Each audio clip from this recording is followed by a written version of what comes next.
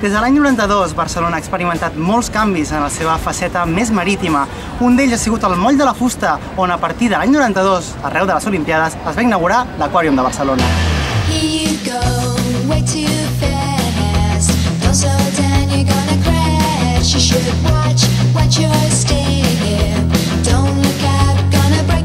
L'Aquàrium de Barcelona és el centre marí, lúdic i educatiu més important del món en temàtica mediterrània.